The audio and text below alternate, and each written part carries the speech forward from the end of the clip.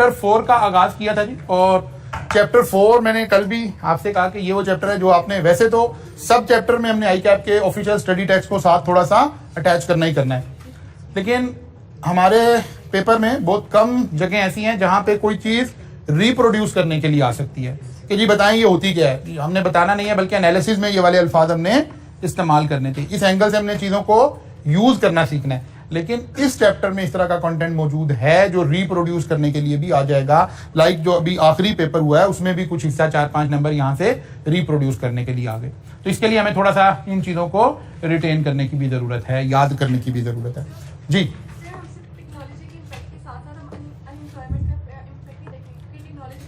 जी देखेंगे, हमने उसे बड़ा सोफिस्टिकेटेड लफ्ज पॉजिटिव लगाकर, कल हमने डाउन साइजिंग जब कहा था तो इसका मतलब क्या था? अनएम्प्लॉयमेंट क्रिएट हो रही है जी। नेगेटिव डिस्कस करेंगे हम इसके साथ। जब हम नेगेटिव डिस्कस करेंगे तो इकोनॉमिकल और उधर सोशल में जाके कहेंगे कि इसकी वजह से अनएम्प्लॉयमेंट क्रिएट हो सकती है, ठीक है ना। अच्छा जी, हमने कहा था कि टेक्नोलॉजी की वर्किंग ने सबसे पहले कुछ चीजों की रिप्लेसमेंट आ गई, ये वही अनएम्प्लॉयमेंट की तरफ ही इशारा है, ठीक है। फिर हमने कहा कि कुछ क्या हुआ, हमारा जो ह्यूमन बीइंग का जो इन्वॉल्वमेंट है वो, जब हम बहुत ज्यादा हाईटेक कुछ बातें करेंगे तो पता चलेगा कि ह्यूमन बीइंग तो सारे के सारे रिस्ट्रिक्ट हो जाएंगे सिर्फ कहां पर? एनालिटिकल स्किल्स के लिए। अदरवाइज अभी जो अगर आप टेक्नोलॉजिकली ऐसे थोड़ा सा इसको समझें, गूगल ने अपने जो स्टोर्स बनाने शुरू किए हैं यूरोप के अंदर, जो स्टोर्स इस वक्त बन रहे हैं वो टोटल, उसमें कोई शख्स, कोई ह्यूमन बीइंग वहां पर मौजूद नहीं है। लाइक अब ये एक रूम, आप इसको एक गूगल स्टोर समझ लीजिए। आप एंटर हुए, आपका मोबाइल के जरिए से आप कनेक्टेड हैं। मोबाइल पर अगर आप उस जो डिवाइस मेरे पास इस वक्त मौजूद है उससे मैं कनेक्टेड हूं। मेरी पॉकेट में मोबाइल है, ये मुझे सेंस करेगा, मेरे मोबाइल से सेंस करेगा, मेरे लिए डोर ओपन होगा। यानी एक्सेस सिर्फ उन्हीं लोगों को मिलेगी जो उस पर ऑलरेडी मौजूद होंगे। अब आप स्टोर में गए हैं, आपने कोई 2 लेज के पैकेट उठा लिए, कोई कोल्ड ड्रिंक ले ली, कोई चॉकलेट ले लिया, बस ये उठाया आपने रैक से और बस आप घर चले जाए। ये ऑटो बिल हो गया, आपने किसी काउंटर पे खड़ा नहीं होना, वहां जाके कहीं बिलिंग नहीं होनी, यहाँ कोई ह्यूमन बीइंग मौजूद ही नहीं है। आप सिंपली स्टोर में एंटर हुए हैं, जो चीजें चाहिए वो आपने पिक की और आप चले गए हैं, सारी बिलिंग हो गई है। हम सेंसर्स के जरिए से इसको, अब वो बारकोड रीडर और वो सारा भी आपको रिक्वायर्ड नहीं रहा। तो ऑब्वियसली क्या हुआ है, ह्यूमन बीइंग की नौकरी तो गई है ना जी। वो सारे टेक्नोलॉजी के जो सारे रिस्क फैक्टर है वो तो साथ ही है ना, ठीक है ना। अब मेरा पूरा बैंक अकाउंट इस वक्त मोबाइल के अंदर मौजूद है, तो जाहिर है ये रिस्क तो आप कैरी कर रहे हैं ना, ये रिस्क तो आप कैरी कर रहे हैं। टेक्नोलॉजी के साथ रिस्क भी आ रहे हैं, ऑब्वियसली रिस्क भी आ रहे हैं, लेकिन टेक्नोलॉजी ने हमें इतना ज्यादा हाईजैक कर लिया है कि हम वो रिस्क लेने के लिए तैयार हो गए हैं, ठीक है ना। हम उस रिस्क को कैरी करना शुरू हो गए हैं, हम उस रिस्क को अब शायद अवॉइड नहीं कर रहे जी। टेक्नोलॉजी के सामने मेरा एक लफ्ज है, बड़ा मुश्किल लफ्ज है, आम जनरल पब्लिक में बोलने वाला नहीं है, लेकिन मैं बोलने लगा हूं, मैं आपको जनरल पब्लिक नहीं समझता, ठीक है ना। टेक्नोलॉजी के आगे ना कोई हुकूमत, ना कोई कल्चर, ना कोई रिलीजन, कोई नहीं खड़ा हो सका और कोई नहीं खड़ा हो सकेगा। सबसे बड़ा जो चीज खड़ी हो जाती है ना किसी चीज के आगे, वो आपका रिलीजन होता है, लेकिन रिलीजन भी नहीं खड़ा हो सका। शुरू में जब ये कैमराज आने शुरू हुए, सब ने क्या स्टेटमेंट दी, तस्वीर उतरवाना हराम है। आज उन्हीं के यूट्यूब चैनल हैं सारे मुफ्तियों के, है ना। तो रिलीजन भी नहीं खड़ा हो रहा तो बाकी गवर्नमेंट कहाँ खड़ी होगी, इसलिए थोड़ा सा ऐसे सोचना पड़ेगा। अच्छा जी, तो आर्टिफिशियल इंटेलिजेंस पे थोड़ा आगे चल के दोबारा भी बात करेंगे। फिर हमने कल देखा था कि जी प्रोडक्ट एंड सर्विसेज पर भी असर पड़ रहा होगा, ऑर्गेनाइजेशन स्ट्रक्चर पर भी। यहाँ अनएम्प्लॉयमेंट एक्चुअली इस खूबसूरत लफ्ज में हमने उसको छुपा दिया था कि डाउन साइजिंग होगी। डी लेयरिंग का भी मतलब यही था। मिडिल मैनेजमेंट कल हम फारिग करके गए थे ना, तो बेचारे अनएम्प्लॉय हुए थे, लेकिन हमने उन्हें जरा खूबसूरत अल्फाज के अंदर कहीं समो दिया था। Down sizing, D layering, outsourcing और ये सारा काम कल हम पढ़ कर गए। फिर हमने जनाब रिस्ट्रक्चरिंग के ऊपर हमने horizontal restructuring and vertical restructuring, यहां तक का काम हम शायद कल कर गए थे, ऐसे था। इसके बाद ये लर्निंग आउटकम 1 कंप्लीट हो गया था आपके चैप्टर का। लर्निंग आउटकम 2 के अंदर 2 अल्फाज इस्तेमाल हो रहे हैं, one is information technology and other is information system, यानी IT and IS। Information technology से क्या मुराद है और सिस्टम से क्या मुराद है? कोई फर्क आपको नजर आता है कि दोनों एक ही टर्म है? जी, information technology and information system, इनमें से बड़ा कॉन्सेप्ट कौन सा? इंफॉर्मेशन सिस्टम, बिल्कुल। इंफॉर्मेशन टेक्नोलॉजी उसका एक सबसेट है, ठीक है ना। यानी अब इसको जरा आसान कर लेते हैं, ये तो जरा भारी लैंग्वेज होगी। जब आप आईटी के अंदर घुसे ना, तो जितना कुछ हार्डवेयर आपको नजर आ रहा है ना, उसको हम ये मैं जर्नली अपनी इस तरह से आपको समझाने के लिए कह रहा हूं, जो कुछ हार्डवेयर नजर आ रहा है ना, दैट इज इंफॉर्मेशन टेक्नोलॉजी। और जब उसके साथ सॉफ्टवेयर भी अटैच कर दें तो that is information system. Hardware alone technology, camera फला, यानी हार्डवेयर रिलेटेड टेक्नोलॉजिकल जितनी प्रोडक्ट हार्डवेयर रिलेटेड हैं, ये इंफॉर्मेशन टेक्नोलॉजी है। और जब मैं उसके अंदर सॉफ्टवेयर की मदद भी डाल दूं तो वो फिर इंफॉर्मेशन सिस्टम बन गया। तो ये एक थोड़ा सा डिफरेंस हमने समझना है। इसका मतलब है ये बड़ा कंसेप्ट हुआ, ये उस पूरे निजाम का नाम है। अब वो जब हम गूगल शॉप बना रहे हैं, तो वो जब वो हम सेंसर इंस्टॉल कर रहे हैं, ये कर रहे हैं, ये कर रहे हैं, ये कर रहे हैं, ये क्या है? आईटी। और जब हम उसे सॉफ्टवेयर के जरिए ऑपरेट कर रहे हैं, फिर इस पूरे का नाम क्या है? सिस्टम। ठीक होगी बात? अच्छा जी, अब हम ऑर्गेनाइजेशनल स्ट्रक्चर की कल भी बात हो रही थी। ऑर्गेनाइजेशन स्ट्रक्चर जब आप और आगे चलेंगे हम थोड़ा सा, तो हम ऑर्गेनाइजेशन में लेवल पढ़ रहे होंगे कि 3 लेवल पर काम हो रहे हैं। एक हमारे पास टॉप मैनेजमेंट है, एक हमारे पास मिडिल मैनेजमेंट है, और एक हमारे पास लोअर मैनेजमेंट है। समटाइम हम इसे फ्लो चार्ट में ऐसे बना के शो कर रहे होंगे, और समटाइम हम इसी बात को इस तरह शो कर रहे होंगे। ठीक है ना? बाद दफा आप किताब में देखेंगे तो यही वाला कॉन्सेप्ट ऐसे पिरामिड बना के भी एक्सप्लेन हो रहा होगा। हम असल में मैनेजमेंट को 3 लेयर में डिवाइड कर लेते हैं। इसको हम टॉप मैनेजमेंट कहते हैं, इसको मिडिल मैनेजमेंट कहते हैं, और इसको लोअर मैनेजमेंट कहते हैं, या इसको स्ट्रेटेजिक मैनेजमेंट बोलते हैं, इसको टैक्टिकल मैनेजमेंट बोलते हैं, और इसको ऑपरेशनल मैनेजमेंट बोलते हैं। ठीक है ना? ये 3 लेयर ऑफ मैनेजमेंट स्ट्रक्चर है। टॉप मैनेजमेंट नॉर्मली क्या काम कर रही होती है? लॉन्ग टर्म स्ट्रेटेजिक डिसीजन ले रही होती है। देखते हैं जरा क्या लिखा हुआ जी। टॉप मैनेजमेंट क्या कर रही होती है? They make decision affecting the entity of the firm, यानी entity as a whole, means long term, means strategic decision ले रहे होते हैं। टॉप मैनेजमेंट ये काम कर रही है। मिडिल मैनेजमेंट क्या कर रही होगी? ये शॉर्ट टर्म डिसीजंस को ले भी रही होगी, और ये लोग उसको इंप्लीमेंट कर रहे होंगे। इसका मतलब है ये 3 लेयर ऑफ मैनेजमेंट चल रही होंगी। अब इन 3 लेयर ऑफ मैनेजमेंट की जो रिक्वायरमेंट्स हैं वो डिफरेंट है, इनका रोल भी डिफरेंट है। ये लॉन्ग टर्म स्ट्रेटेजिक टाइप के डिसीजंस लेते हैं, ये शॉर्ट टर्म डिसीजन लेते हैं। शॉर्ट टर्म से मुराद क्या है? अभी आप पढ़ेंगे नानसा वाले एरिया के अंदर बजट्स बनाना, ठीक है, टारगेट सेट करना, बजट बनाना, एक लॉन्ग टर्म विजन को ट्रांसलेट करना। ये साल के बजट बना रहे होंगे और ये डेली का काम उसके मुताबिक कर रहे होंगे।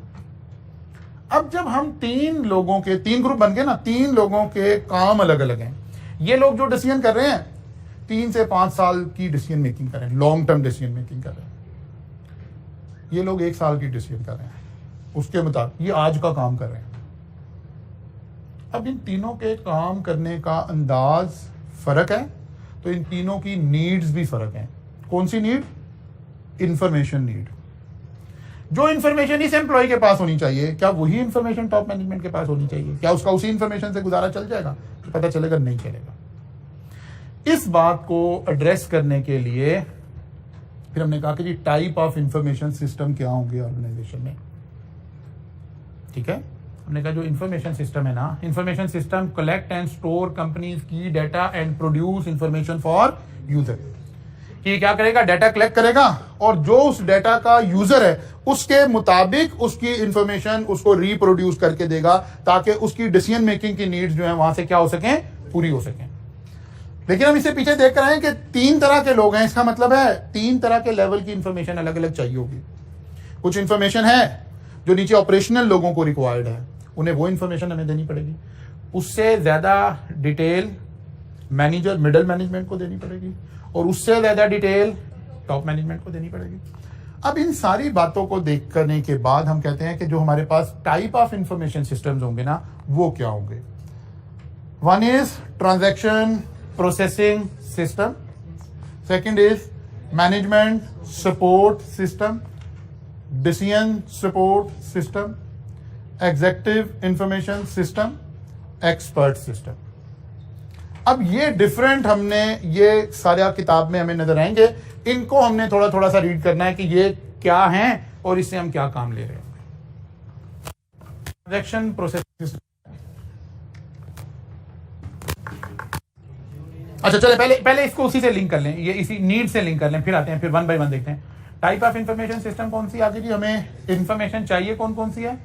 स्ट्रेटेजिक इंफॉर्मेशन चाहिए, means relate to long term decision making, 3 से 5 साल की डिसीजन मेकिंग। जब हमें कोई ऐसा काम सोचना हो, अगले 3 साल में क्या करेंगे, 5 साल में क्या करेंगे, इस तरह की अगर हम गुफ्तगू कर रहे हैं तो हम कहते हैं कि हम स्ट्रेटेजिक प्लानिंग कर रहे हैं। मसलन आज कॉलेज बैठ के एक मीटिंग कॉल करे कि यार ये जिस तरह से ऑनलाइन आना शुरू हो गया और फलां हो गया, दिमाग हो गया, हमें इंपैक्ट एनालाइज करना चाहिए कि अगले 2-3 साल के बाद, 4 साल के बाद कॉलेज कहां खड़ा होगा। बात समझ आ रही? मैं तो कह रहा हूं कहां खड़ा होगा। कोई 10 मरले की एक जगह होगी, कोई एक कमर्शियल जगह होगी, तो जो एक ऐसे छोटा सा हेड ऑफिस होगा। ये वाले जो कॉलेजेस आपको नजर आ रहे हैं, ये नहीं नजर आएंगे 5 साल बाद। ये बात तो हम कोविड आने से पहले ये जो इल्म की दुनिया की वेबसाइट है ना, इन्होंने एफएससी की एजुकेशन का जब वो आगाज़ किया तो उसके अंदर मैं और कासिम अली शाह जो थे एज ए चीफ गेस्ट गए हुए थे। ये बात हो रही है मेरा ख्याल है 2018 के अक्टूबर नवंबर के आसपास की शायद। तो अभी ना कोविड था ना कुछ था। मैं उस वक्त ये बात कह रहा था कि अगले 5-7 साल के बाद हमें कॉलेजेस की फिजिकल एग्जिस्टेंस नजर नहीं आएगी। तो लोग कहते थे नहीं ये कैसे हो सकता है। अच्छा, जब टेक्नोलॉजिकल चेंज आ रहा होता है ना, फिर ऐसे ही फील हो रहा होता है कि जिस दौर में वो आ रही होती है, कहते हैं ये नहीं हो सकता यार, ये कैसे हो सकता है। मसलन हम वो चार्टर्ड अकाउंटेंट हैं जिन्होंने एक स्विच देखा है अपनी जिंदगी में। जब हमने आर्टिकल स्टार्ट किए थे तो आईटी बिल्कुल नहीं था हमारे प्रोफेशन में, ऑलमोस्ट ना होने के बराबर था। सारे खाते, मैनुअल, किताबें, सारा कुछ होता था। आईटी आना शुरू हुआ तो 2-3 साल लगे। पहले तो कुछ लोग कहते थे कि नहीं यार, ये इस मशीन पे कैसे इतना इंफॉर्मेशन डाल दें, ये डिलीट होगी तो क्या होगा, फलां होगी। एक वो फियर्स जो टेक्नोलॉजिकल चेंज के आते हैं। फिर कुछ कंपनीज ने डिसीजन लिया कि नहीं यार चलते हैं, जाना तो पड़ेगा। लेकिन उन्होंने पता क्या किया, उन्होंने कहा नहीं अभी हम ना दोनों खाते बनाएंगे। सारे मैनुअल भी मेंटेन हो रहे होते थे, साइमल्टेनियसली सारे कंप्यूटर पर भी मेंटेन हो रहे होते थे। और शुरू में वो मैनुअल को रिलायबल समझते थे और कंप्यूटर वाले को समझते थे यार ये तो पता नहीं क्या। लेकिन क्या हुआ, अल्टीमेटली सारा कुछ ट्रांसफर हो गया। तो जब चेंज आ रही होती है फिर ऐसे ही फील हो रहा होता है कि नहीं ऐसे नहीं होगा, तो यार ऐसे कैसे हो सकता है। चेंज आती है, वो आकर सारी चीजों को खा के चली जाती है, पता भी नहीं लगता कि क्या हुआ है। 2000 में मैं अल्लाह ताला ने हज की मुझे बुलाया, तो हज पे गए तो मक्का मुकर्रमा, अब जाहिर है वो एक टूरिस्ट जगह है, जाहिर जाने यानी ट्रेवलर की जगह है, टूरिस्ट तो कहना शायद मुनासिब नहीं है। तो मक्का मुकर्रमा में, मदीना मुनव्वरा में जो कमर्शियली सबसे हाईएस्ट पेड शॉप्स हो सकती हैं लोकेशन वाइज और सारा कुछ, वहां पर पीसीओ खुले हुए थे। बिकॉज सबसे ज्यादा नीड क्या थी कि जो शख्स उम्रे पर गया है, हज पर गया, उसने घर कॉल करना है, फोन करना है, तो सबसे वायबल बिजनेस कौन सा था? पीसीओ का बिजनेस था। जितना बड़ा हमारा ये कॉलेज है ना, इस कॉलेज की जगह पर यानी 2 कनाल पर तकरीबन 1 या समटाइम 2 पीसीओ बने होते थे। इतने बड़े बड़े पीसीओ थे वहां पर, मेन जगह के ऊपर, फ्रंट के ऊपर। यहां यही वो साल है कुदरती कि जहां ये रेवोल्यूशन आ रही थी सिम बेस और मोबाइल बेस। 2006 में मुझे उम्रे के लिए दोबारा जाने का इत्तेफाक हुआ तो पता चला मक्का मुकर्रमा में कोई एक भी पीसीओ कहीं नजर नहीं आता। इन 4 सालों में, 5 सालों में क्या हुआ, वो जो एक सबसे वायबल बिजनेस था वो स्वैप हो गया, खत्म हो गया, टेक्नोलॉजी उसको खा गई। आज अगर हमें बच्चों को बताना ना पीसीओ क्या होता है, तो हमें लाहौर में कोई नजर नहीं आएगा कि बच्चे को दिखाएंगे जाके कि ये पब्लिक कॉल ऑफिस होता है।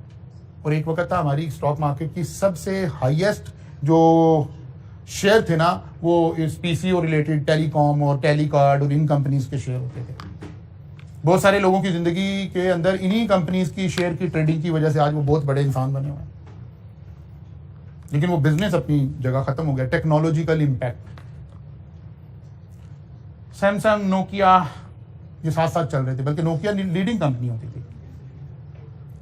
लेकिन नोकिया के बोर्ड में बैठकर एक डिसीजन गलत हुआ कि जब एंड्रॉयड आया उन्होंने नोकिया को सबसे पहले, क्योंकि सबसे बड़ी कंपनी वो थी, उन्होंने उन्हें ऑफर किया, उन्होंने नहीं लिया। तो ये क्या बात है, हम तो नहीं ले रहे। एक बोर्ड का गलत डिसीजन, नोकिया की कंपनी बिल्कुल फारिग हो गई। सारी नई कंपनी को जगह मिल गई, स्मार्टफोन आ गया, सारा कुछ हो गया।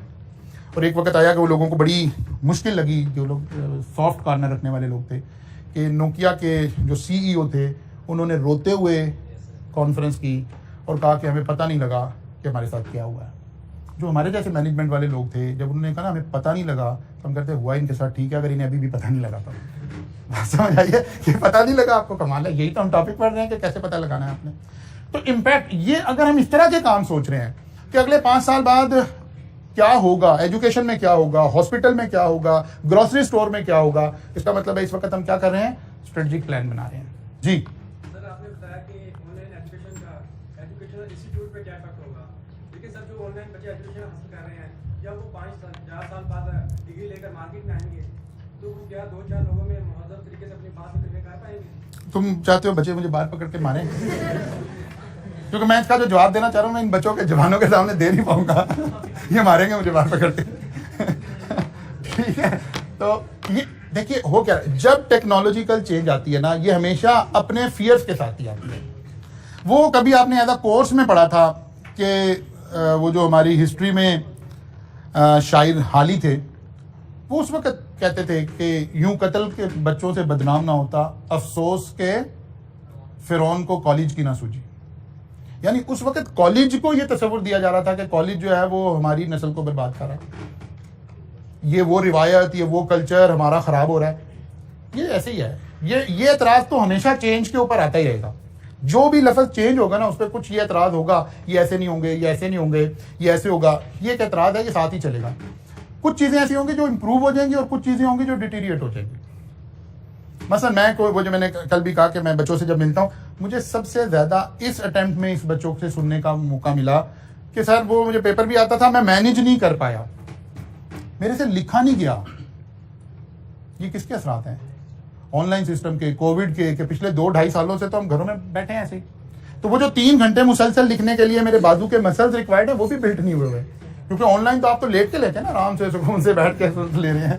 तो ये वाले ड्रॉबैक रहेंगे। अच्छा जी, तो स्ट्रेटेजिक इन्फॉर्मेशन हमें चाहिए होगी। फिर दरमियान में ये सीनियर मैनेजमेंट और इस तरह के लोग जाहिर है लॉन्ग टर्म प्लान कर रहे होंगे। अच्छा जी, फिर हमारे पास प्रैक्टिकल इन्फॉर्मेशन होगी। कौन होंगे? वो जो मैनेजर होंगे, जो असिस्टेंट मैनेजर होंगे, ये शॉर्ट टर्म डिसीजन ले रहे होंगे, मीन्स 1 साल 1.5 साल इस तरह के डिसीजन ले रहे होंगे।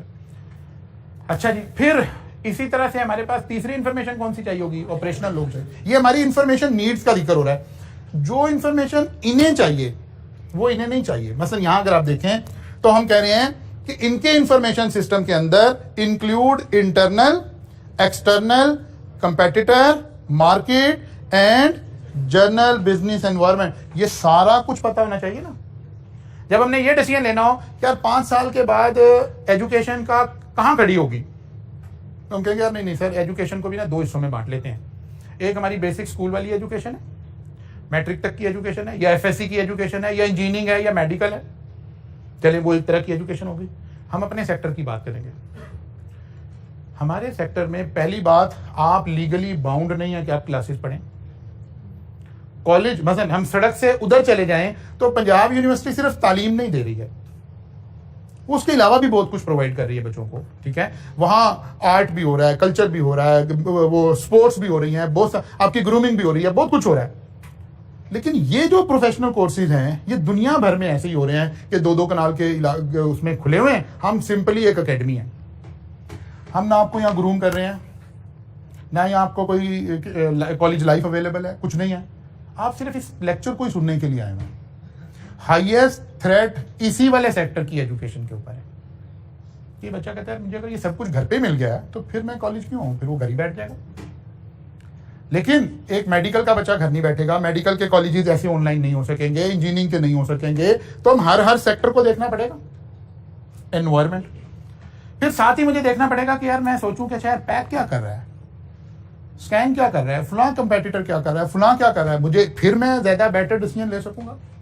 ये कॉलेजेस तो अगर छुट्टी भी देनी हो तो एक दूसरे को देखते रहते हैं कि उसने कितनी छुट्टियां दी हैं। वो कहते हैं अच्छा फलाने, वो कहते हैं अब आप भी दे दो, चलो। इसका मतलब है कंपेटिटर का डाटा भी हमें चाहिए होता है जब हम इस तरह की इंफॉर्मेशन लेते हैं। लेकिन एक बच्चा वो फीस ले रहा है बाहर नीचे बैठा हुआ, इस लेवल पे, ऑपरेशनल लेवल पे बैठा हुआ, हाफिज साहब बैठे हुए हैं, कोई और बच्चा बैठा हुआ है कोऑर्डिनेशन में बैठा हुआ है। उसे नहीं, उसने तो फीस लेनी है, उसे नहीं डाटा चाहिए स्कैन क्या कर रहा है, पैक क्या कर रहा है, 4 साल बाद क्या होगा। वो आप तो फीस लेके गए, उसने आपको फीस की रसीद देनी है। तो हर बंदे की जो इन्फॉर्मेशन की रिक्वायरमेंट है वो डिफरेंट है। इसके लिए हमें इन्फॉर्मेशन सिस्टम भी डिफरेंट बनाना पड़ेगा, या आगे भी इसी चैप्टर में चल के पढ़ेंगे, एक ही बड़ा इन्फॉर्मेशन सिस्टम ईआरपी बना के फिर हम हर बंदे को सिर्फ उतनी इंफॉर्मेशन देते जाएंगे जितनी उसे रिक्वायर्ड हो, ईआरपी सोल्यूशन में जब हम चले जाएंगे। अच्छा जी, फिर वही आ गया senior level, middle level, operational level. अच्छा, अब हम आते हैं, यहां से ही शुरू करते हैं। इन्हीं सिस्टम्स के नाम जहां लिखे हुए थे वहीं से इसको टेकअप करते हैं। कितने सिस्टम थे जी हमारे पास? ट्रांजैक्शन प्रोसेसिंग सिस्टम, फिर मैनेजमेंट सपोर्ट सिस्टम, फिर डिसीजन सपोर्ट सिस्टम, फिर एग्जीक्यूटिव। ये 5 हम इसलिए लिख रहे हैं कि किताब में ये 4-5 लिखे हुए, 1-2 और लिखे हुए, वरना बेतहाशा चीजें बन सकती हैं, बेतहाशा यहाँ से चीजें आ जाएगी। नाउ ट्रांजैक्शन प्रोसेसिंग सिस्टम क्या करेगा और कौन लोग इसको यूज कर रहे हों, ये समरी मैंने वैसे यहाँ बनाई है, लेकिन पहले डिटेल देखते हैं जी। ट्रांजैक्शन प्रोसेसिंग सिस्टम है क्या? These are system for processing routine transactions such as bookkeeping system and mail order processing system।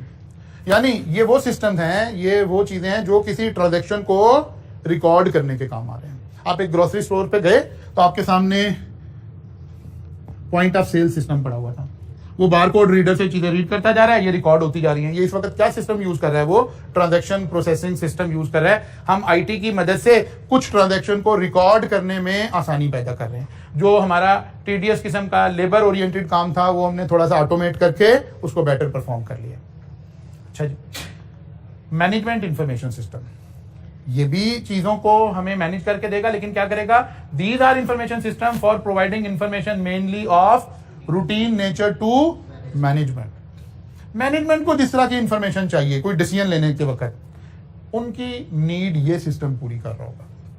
मसलन हमने पिछले साल कितना डेटा बनाया था, इस साल कितना बनाना है, अब तक कितने बन गए हैं, पिछले साल इन्हीं दिनों में कितने बन गए थे, इस तरह के डिसीजन लेने के लिए। बजट, बजटरी कंट्रोल, अभी आप उधर कॉस्ट पढ़ के, वेरिएंस एनालिसिस, इस तरह की सारी चीजें इसके अंदर बिल्ट इन होंगी। पिछले साल हमारी कॉस्ट पर यूनिट क्या आ रही थी, अभी क्या आ रही है। पिछले साल हम इस तारीख तक कितनी प्रोडक्शन कर चुके थे, अभी कितनी कर रहे हैं। कॉलेज वाले बात कर रहे हैं कि यार इस तारीख तक पिछली दफा कितने बच्चे एनरोल थे, फिजिकल क्लासेस में कितने एनरोल थे, ऑनलाइन क्लासेस में कितने एनरोल थे। हमें कोई डिसीजन लेना है, कोई पॉलिसी बनानी है, कोई एनालिसिस करना है, ये इन्फॉर्मेशन हमें चाहिए होगी ना मैनेजमेंट लेवल पे। लेकिन ये मैनेजमेंट नीचे ऑपरेशन में नहीं चाहिए जिसने फीस काटनी है, कैरियर काउंसलर को नहीं चाहिए जिसने आपको इन्फॉर्मेशन प्रोवाइड करनी है। तो डिफरेंट लेवल्स के लोगों के लिए डिफरेंट इन्फॉर्मेशन सिस्टम बने हुए होंगे। फिर एक आ गया डिसीजन सपोर्ट सिस्टम। इस सिस्टम में और इस सिस्टम में बड़ा बारीक सा फर्क है। ये हम किताबों में ये फर्क देख रहे होते हैं, रियल लाइफ में ये फर्क भी हम फिर ऑब्जर्व नहीं कर रहे। यहाँ वो इंफॉर्मेशन मिल रही है जो मुझे चीजें मैनेज करने में हेल्प कर रही है, और यहां अगर डिसीजन लेना है तो डिसीजन लेने में हेल्प कर रही है। बड़ा बारीक सा फर्क है सिर्फ इसमें। मसलन एक मैनेजर को एक एसी खराब हो गया, उसे रिपेयर करवाना है, उसे डिसीजन लेना है कि यार मैं इस बंदे को ये जो कोड कर रहा है इसको दूं ये काम या ना दूं।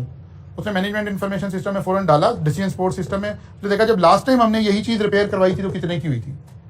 अब इस इंफॉर्मेशन ने उसे डिसीजन लेने में हेल्प कर दिया। अगर कोई ऐसी इंफॉर्मेशन है जो मुझे डिसीजन लेने में हेल्प कर दे, तो फिर इसी सिस्टम को मैं क्या कहना शुरू कर देता हूं, डिसीजन सपोर्ट सिस्टम है। ये मेरे डिसीजन लेने में मुझे हेल्प प्रोवाइड कर देता है। और अगर सिर्फ मेरे रूटीन के मामला को मैनेज करने के लिए चल रहा है, तो फिर इसी को हम क्या कह रहे होते हैं, मैनेजमेंट इंफॉर्मेशन सिस्टम।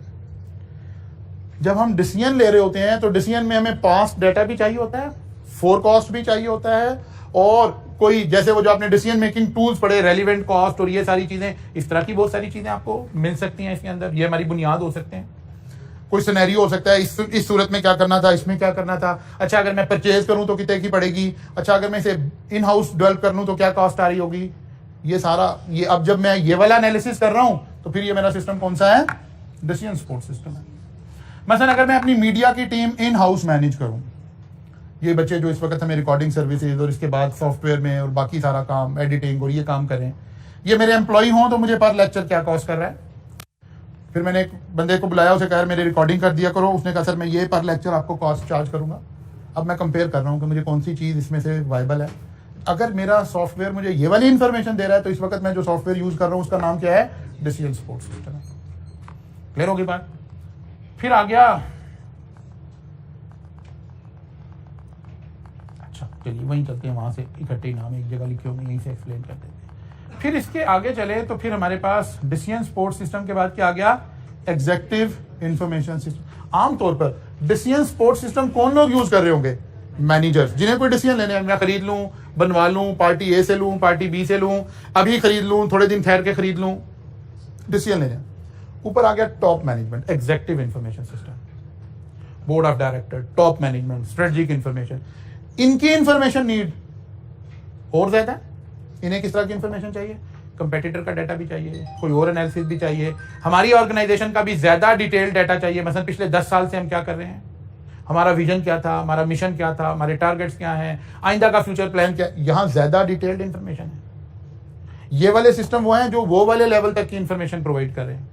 ये वाला सिस्टम वो है जो सिर्फ ट्रांजैक्शन को सपोर्ट प्रोवाइड कर रहा है या इंफॉर्मेशन प्रोवाइड कर रहा है तो बड़ा लिमिटेड इंफॉर्मेशन प्रोवाइड कर रहा है। मसलन एक बच्चा कॉलेज में रिकवरी वाले उसमें काम कर रहा है, तो वो जब हमारे सॉफ्टवेयर को खोलता है तो उसके बाद बच्चों के आउटस्टैंडिंग ड्यूज उसे नजर आ रहे होते हैं। वहां से एक लिस्ट निकालता है, बाहर आकर फिल्टर लगाना शुरू कर देता है, क्योंकि उसको अपनी ट्रांजैक्शन के लिए वो वाली इंफॉर्मेशन चाहिए। लेकिन उस बच्चे को ये एक्सेस नहीं मिल सकती कि इस सेशन में कॉलेज ने टोटल पैसे कितने कमाए हैं। कॉलेज कभी नहीं चाहेगा कि ये इंफॉर्मेशन उस बच्चे के पास हो, लेकिन ये इंफॉर्मेशन यहां वाले लोगों के पास आ रही होगी। एक ही सॉफ्टवेयर में से डिफरेंट लेवल पर बैठे हुए लोगों के जब लॉगिन बने, उन्हें डिफरेंट एक्सेस मिली इंफॉर्मेशन की, तो यही उसको शो कर रहा है सारा कुछ। फिर इसके बाद आ गया एक्सपर्ट सिस्टम। एक्सपर्ट सिस्टम में लाकर हम अब आर्टिफिशियल इंटेलिजेंस को इनकॉर्पोरेट कर रहे हैं। ये वो सिस्टम है जो डिसीजन मेकिंग में हमें उस तरह की डिसीजन मेकिंग करके दे रहे हैं जो किसी एक्सपर्ट से हमें लेनी थी। यहां हम अज्यूम कर रहे हैं कि हमने आर्टिफिशियल इंटेलिजेंस के जरिए से और चीजों को स्ट्रक्चर्ड करने के बाद अब हम यहां पहुंच गए हैं कि सॉफ्टवेयर हमें डिसीजन दे दे। अच्छा, जरूरी नहीं है कि हम इसे आइसोलेशन में यूज कर रहे हो, ऐसा नहीं है। इसकी मैं एक छोटी सी एग्जांपल देता हूं, वहां से आपको बात समझ आएगी। एक्सपर्ट सिस्टम क्या करता है? सिस्टम अपनी एक्सपर्टीज से, अपनी आर्टिफिशियल इंटेलिजेंस की एक्सपर्टीज से आपको एक सजेशन देता है। जरूरी नहीं आप उसे एज इट इज मान लें, आप उसमें ह्यूमन बीइंग की एनालिटिकल स्किल्स ऐड कर लेते हो। मसलन मैं इसको पहले एक बड़ी बेसिक एग्जांपल से पिक करता हूं, फिर आगे बात करते हैं। आप एक डॉक्टर के पास गए और आपको आई साइड अपनी चेक करवानी है। डॉक्टर ने क्या किया? उसने बाहर ही अपने साथ एक अटेंडेंट रखा हुआ था, एक छोटा सा रूम बाहर था, वो एक आम सा अटेंडेंट था, एफए पास टाइप बच्चा। उसने आपको एक मशीन के ऊपर कहा सर इधर रखिएगा, सर इधर रखो, थोड़ी जरा साथ करे जी, जरा ये जो है टच करें जी। उसने पोजिशनली उसने बटन दबाया, मशीन ने सेंस करके आपके नंबर बता दिए कि आपकी आई साइड ये वीक है। ये सारा कौन सा सिस्टम यूज हुआ है? एक्सपर्ट सिस्टम यूज हुआ है। कोई ह्यूमन बीइंग इन्वॉल्व नहीं हुआ। उस बच्चे ने एफए किया हुआ था, वो भी पता नहीं पास था कि एफए फेल था, उसने ये काम कर लिया। उसने वो साथ ही प्रिंट निकाला, ये प्रिंट निकाल के पंच करके अब उसने आपको डॉक्टर साहब के पास भेज दिया। डॉक्टर साहब ने अपना ट्रेडिशनल चश्मा आपके ऊपर लगाया, अब वो इसके ऊपर ह्यूमन बीइंग की एनालिटिकल स्किल लगा रहे हैं। सारा रिलाय मशीन के ऊपर नहीं कर रहे हैं। लेकिन बीइंग ए प्रोफेशनल हम ये कह रहे हैं कि ये ज्यादा दिनों की बात नहीं है। हर वो चीज जो स्ट्रक्चर्ड हो जाएगी ना, उसको एक्सपर्ट सिस्टम ने टेक ओवर कर लेना। हाँ, इंसान के पास वो काम बच जाएंगे जो स्ट्रक्चर्ड नहीं है, अनस्ट्रक्चर्ड है। वो हम कर रहे होंगे, वो एनालिटिकल स्किल अल्लाह ने इंसान को दी है। लेकिन जो चीज स्ट्रक्चर्ड है वो तो सारा उठा के कौन ले जाएगा? सिस्टम ले जाएगा। मसलन एक वक्त में, ये 9/11 से पहले मेरा भी एक गारमेंट का एक यूनिट होता था, हम एक्सपोर्ट करते थे। और 9/11 में हमारी एक शिपमेंट फंस गई और हमें बड़ा खासा नुकसान हो गया। फिर हमने उस लाइन को ड्रॉप कर दिया। जब हम गारमेंट एक्सपोर्ट करते थे तो हमारे पास, मतलब अब ये 9/11 से भी कुछ 10 साल और पीछे चले गए, तो गारमेंट जब ये टी शर्ट्स और ये सब कुछ बन रहा होता था तो कटिंग मास्टर बड़ा इंपॉर्टेंट हुआ करता था। उससे 10 साल पीछे वो आके कहता था कि सर मुझे हायर कर लें, मैं कटिंग का वेस्टेज जो है ना उसको रिड्यूस करके 15% पे ले आऊंगा, मेरी कटिंग स्किल्स बड़ी अच्छी है। इसी बेस पर इन लोगों की बड़ी डिमांड होती थी। अच्छा जी, फिर एक वक्त आया, इस सिस्टम के अंदर एक्सपर्ट सिस्टम आ गए। उन्होंने कहा यार कोई किसी कटिंग कुटिंग मास्टर की जरूरत नहीं है, ये सारे फारिग हैं, आप हमें अपनी शर्ट्स के स्पेक्स बताएं, सिस्टम आपको बताएगा कि इसकी कटिंग कैसे करनी है, और वो मिनिमम पॉसिबल वेस्टेज पे चला जाएगा। ये 15% वाली बात 5% पे चलेगी, और ये ऑप्टिमम बात है, अब इससे नीचे नहीं जा सकती। वो सारी एनालिटिकल स्किल फारिग हो गई। फिर उसके बाद कटिंग भी कंप्यूटराइज आ गई। वो एक बड़े प्रिंटर से प्रिंट निकलता था, ये ऐसे बड़ी टेबल के ऊपर शीट रखी होती थी, इसके ऊपर शीट लगती थी, मशीन आके उसको ऑटोमेटिकली कट कर देती थी। That's it.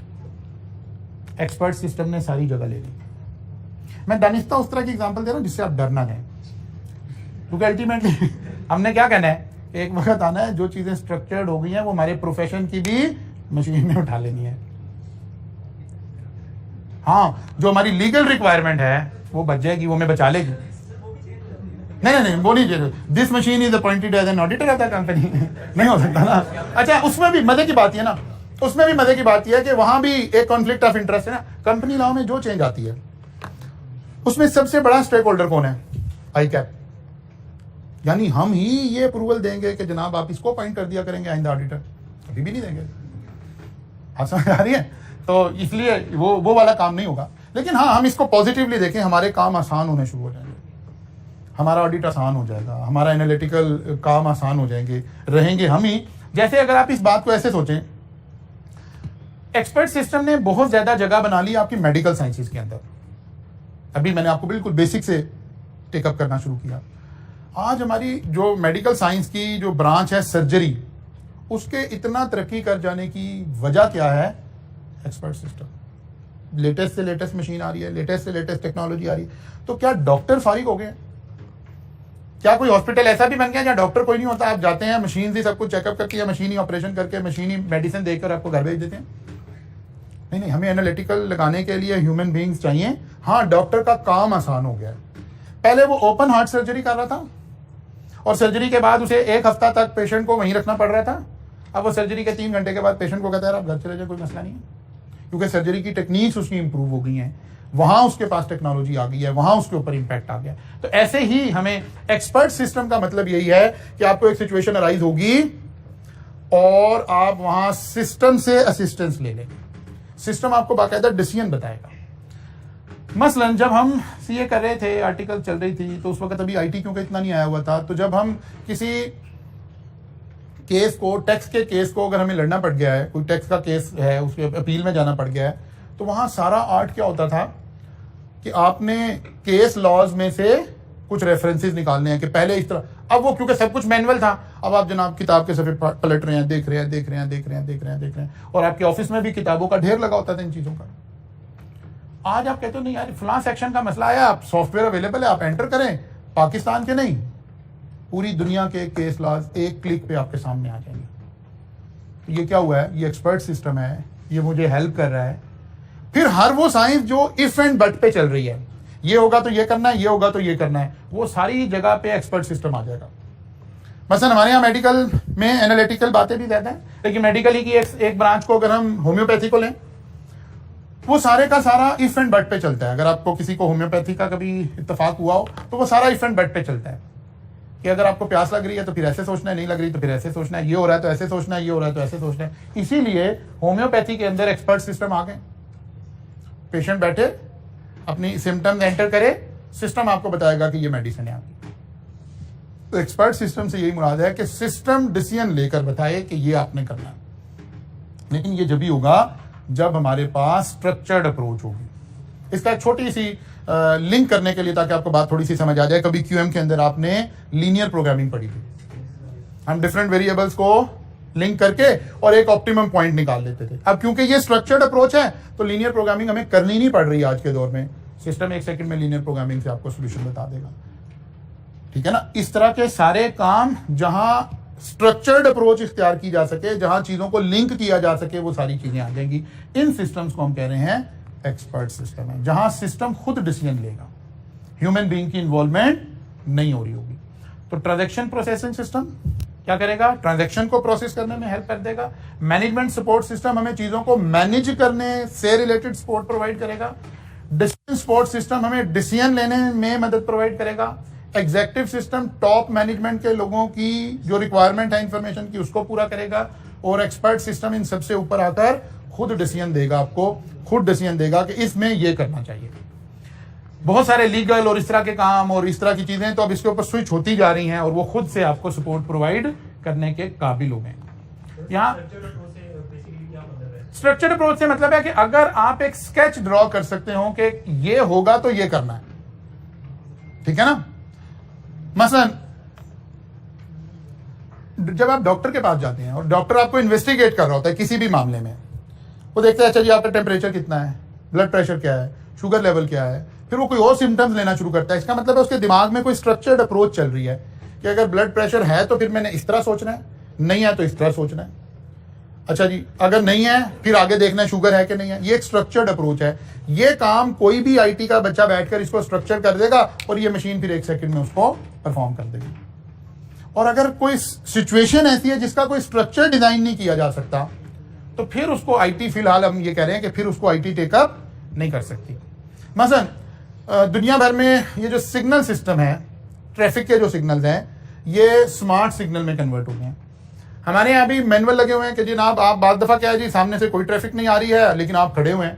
वैसे ट्रैफिक आ रही हो नहीं, हम खड़े होते तो ये तो, लेकिन हम कह रहे हैं कि चलो अच्छे लोग रह रहे हैं, तो सामने से ट्रैफिक भी नहीं आ रही लेकिन मेरा सिग्नल बंद है और मैं खड़ा हुआ हूँ। नहीं, ये एक स्ट्रक्चर्ड अप्रोच है। हम सिग्नल में सेंसर लगाकर फौरन फॉर्मेटाइज कर सकते हैं कि ट्रैफिक का प्रेशर देखकर सिग्नल ऑटो स्विच कर जाए। जिस टाइप ट्रैफिक का लोड ज्यादा है उधर के लिए ज्यादा टाइम एलोकेट करना शुरू कर दे। जिधर ट्रैफिक नहीं है, सिग्नल में उसकी बारी आई ना रही हो या आ रही हो तो थोड़े टाइम के लिए आ रही हो, तो अब कौन डिसीजन ले रहा है? सिस्टम ले रहा है। इस वक्त आपके जो चलान हो रहे हैं, जो इशारों पे जो स्मार्ट सिटी के वाले चलान हो रहे हैं, उसका डिसीजन कौन ले रहा है? सिस्टम खुद ले रहा है। ये एक्सपर्ट सिस्टम की डेफिनेशन में आएंगी चीजें। सिस्टम ने खुद एनालिसिस किया कि आपने सिग्नल की वायलेशन की है और उसने खुद ही चलान जनरेट करके खुद ही आपको चलान कर दिया। इस तरह से अब वो वार्डन और वो सारा रिप्लेस हो गया ना काम इसमें से, बिकॉज एक स्ट्रक्चर्ड अप्रोच है कि अगर इधर रेड सिग्नल था, आपकी बारी नहीं थी और आपने क्रॉस कर लिया, ये एक स्ट्रक्चर्ड अप्रोच है, तो इसको सिस्टम ने टेकअप कर लिया। इसी को आर्टिफिशियल इंटेलिजेंस, असल में जब हम इस स्ट्रक्चर्ड अप्रोच से कुछ चीजों को सिस्टम में डाल देते हैं और डिसीजन सिस्टम लेना शुरू कर देता है, इसी को हम आर्टिफिशियल इंटेलिजेंस कह रहे हैं। ठीक है ना, इसी को आर्टिफिशियल इंटेलिजेंस कह रहे हैं कि बजाय इसके कि हम वार्डन खड़ा करके उससे देखते हैं कि आपने सिग्नल क्रॉस किया है कि नहीं किया, अब मशीन इसको ऑब्जर्व कर रही है। इसका मतलब है हम आर्टिफिशियल इंटेलिजेंस, वो जो एक इंसान की इंटेलिजेंस थी वो मशीन के जरिए से हम कर रहे हैं, इसी को हम आर्टिफिशियल इंटेलिजेंस कह रहे हैं। नॉन स्ट्रक्चर्ड की कोई एग्जांपल दे दें, नॉन स्ट्रक्चर्ड की कोई एग्जांपल दे दें। इमीडिएटली मेरे ध्यान में आई नहीं है, शायद अभी आ जाती तो मैं आपको बताता हूं। कोई भी ऐसी चीज जिसके अंदर हम एक डिफाइंड सोल्यूशन ना कर सकें, बल्कि हमें लगा नहीं ये होगा, पता नहीं ये ना हो जाए, ये ना हो जाए, ये ना हो जाए, यानी होने के बाद चेन ना बनती चली जाए, सर्टेनिटी ना हो, आप प्रिडिक्ट ना कर सकें कि ये भी हो सकता है, ये भी हो सकता है, ये भी हो। मसलन अभी इंग्लैंड ने शुरू कर दिया है, एसीसी ने शुरू कर दिया है, एग्जामिनर के बगैर मार्किंग शुरू हो गई आपकी। वो पेपर का क्या करते हैं, ऑल पॉसिबल सोल्यूशन बना के उन्होंने मशीन को बता दिए।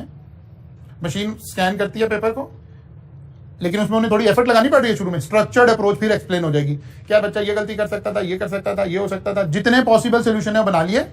अब मशीन में हमने वो सोल्यूशन डाल दिए, आपका इनमें से किसी एक से मैच कर रहा है, उसने ग्रेडिंग कर दिया। सारे न्यूमेरिक की, सारे थ्योरेटिकल की भी वो इस पर चले गए, बिकॉज स्ट्रक्चर्ड अप्रोच है। लेकिन अगर कहीं अनस्ट्रक्चर्ड होगा तो फिर वहां ये काम नहीं कर पा रहे होंगे। तो इस वक्त एसीसी के पेपर जो हैं वो चेक कैसे हो रहे हैं, थ्योरेटिकल पेपर भी मशीन से चेक हो रहे हैं। न्यूमेरिक तो ही हो रहे हैं ना, न्यूमेरिक तो चले एमसीक्यूज बेस्ड तो आपके भी होने शुरू हो गए हैं। लेकिन जैसे आप पढ़ रहे हैं, टेक्स्ट पढ़कर आए हैं, अब टेक्स्ट का जो पेपर न्यूमेरिक साइड आया उसमें ह्यूमन बीइंग की जरूरत नहीं है आज चेक करने के लिए, ये मशीन से चेक हो सकता है, कोई प्रॉब्लम नहीं है। मंडे को मुलाकात होगी जी इंशाल्लाह। यहां से आगे चलेंगे learning outcome 1 and learning outcome 2 जो है आप बुक से रीड करेंगे, आई कैप की किताब से। यहां से आगे चलेंगे।